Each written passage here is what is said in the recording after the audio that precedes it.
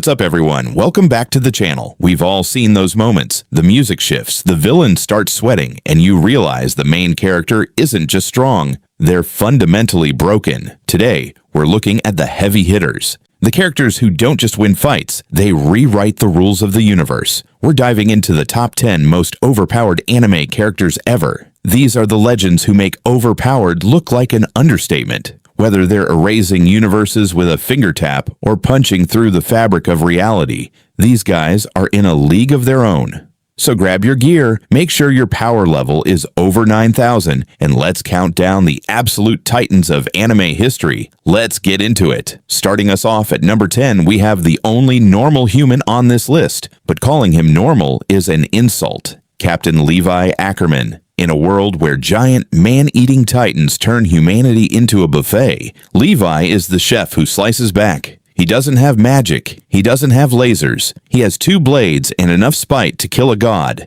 Watching Levi move is like watching a blender set to god mode. Remember the Beast Titan fight? Zeke thought he was the apex predator until Levi turned him into sushi in under 60 seconds. He's so fast, so precise, and so lethal that even the strongest monsters in his universe are terrified of his shadow. He's the definition of skill over scale, proving that you don't need a golden aura to be the most dangerous person in the room. At number 9, we have the lion's sin of pride, the man who stands at the pinnacle of all races, Escanor. This guy is the ultimate flex character. At night, he's a scrawny, polite bartender, but when the sun rises, he becomes a towering titan of pure heat and arrogance. His power, sunshine, scales with the sun, peaking at noon in a form called the One. In this state, he is literally invincible. When a literal demon god tells him to stay down, Escanor simply asks, "And who decided that?" He doesn't dodge attacks because he doesn't have to. He just lets his opponents tire themselves out, hitting his wall of muscle before vaporizing them with a miniature sun.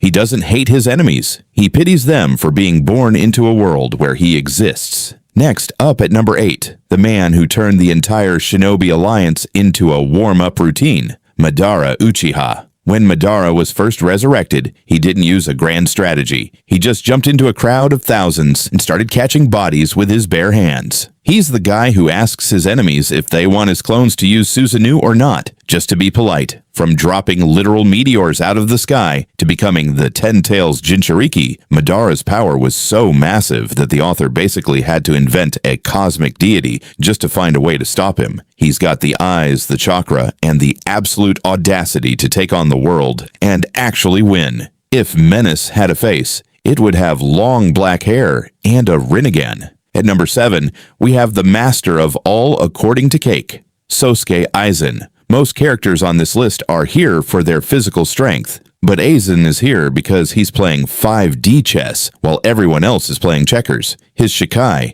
Kyoka Suigetsu, allows him to control all 5 senses. You think you're stabbing him? Nope, you just stabbed your best friend. Sorry about that. But Aizen isn't just a prankster, he's a powerhouse who eventually evolved into a being that transcends both Soul Reapers and Hollows. He can crush mountain-level opponents with just a fraction of his spiritual pressure. He's the kind of villain who stops the protagonist's theme music with one finger. You can't beat someone if you can't even trust your own eyes. Number 6 brings us the boy who went from the village pariah to a literal ninja god, Naruto Uzumaki. By the end of the series, Naruto isn't just a ninja, he's a walking nuclear deterrent. With the 9 Tails chakra, Sage Mode, and the 6 Paths power bestowed by the Sage himself, he can blow up moons and trade blows with interdimensional aliens. And then, there's Baryon Mode, a form so powerful it literally shaves away the life force of anything it touches. He's got clones, he's got Rasengans the size of skyscrapers,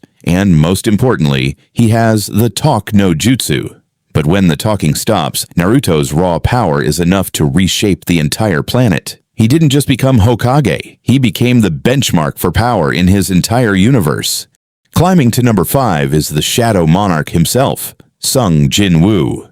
This man defines the word glow-up. He started as the world's weakest hunter, barely surviving E-rank dungeons, but after the system chose him, he broke the level cap of reality. Jin-woo doesn't just fight alone, he brings an entire army of undying shadows with him.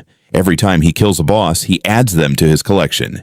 Imagine fighting a guy who can summon thousands of elite soldiers. With a single word, arise. He has infinite stamina, godlike speed, and the ability to travel between dimensions. By the end of his journey, he's not just a hunter, he's a cosmic force that keeps the literal rulers of the universe in check. He's the king of the dead, and the living should be very afraid.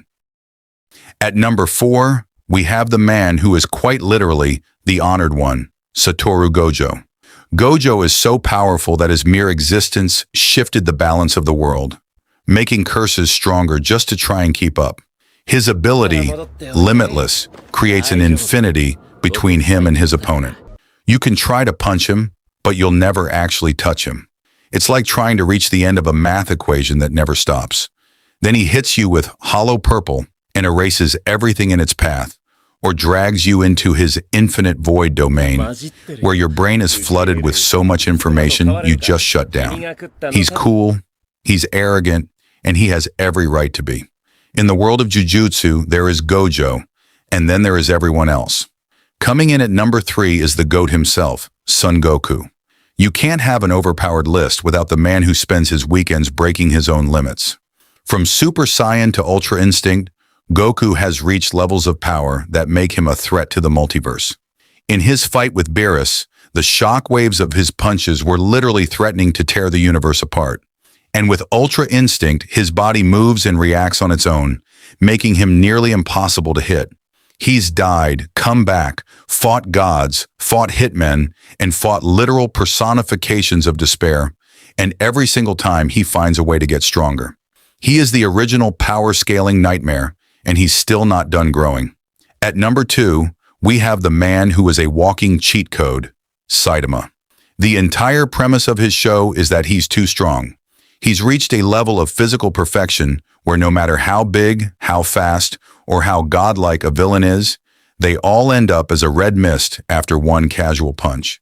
He's jumped from the moon back to Earth in seconds. He's deflected a planet-busting beam with a serious punch, and he did it all while worrying about a grocery sale.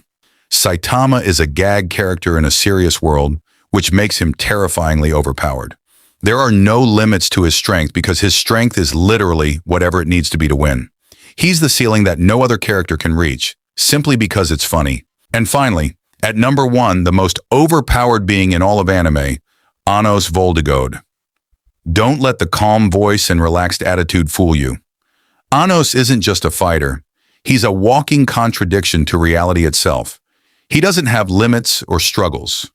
If something stands in his way, it doesn't stay there for long. Death magic, useless. Time manipulation, pointless. Fate itself, he breaks it without even trying. There is no fighting him. There is no outsmarting him. Even the strongest beings who claim to rule existence itself can't comprehend what he is. He doesn't just win battles. He decides that victory already happened. In the grand hierarchy of anime power, Anos is the one writing the rules while everyone else is still trying to learn them. And that's the list. From the surgical precision of Levi to the reality-defying existence of Anos Voldegod, these are the characters that redefined what it means to be strong. But hey, I know what you're thinking. Where's my favorite character? Power levels are always up for debate, so let me know in the comments. Who do you think is the most broken character in anime history? Did I miss someone who could solo this entire list? If you enjoyed this deep dive into the absolute titans of anime, hit that like button, subscribe for more content, and ring that bell so you never miss a video. Thanks for watching, and I'll see you in the next one. Peace.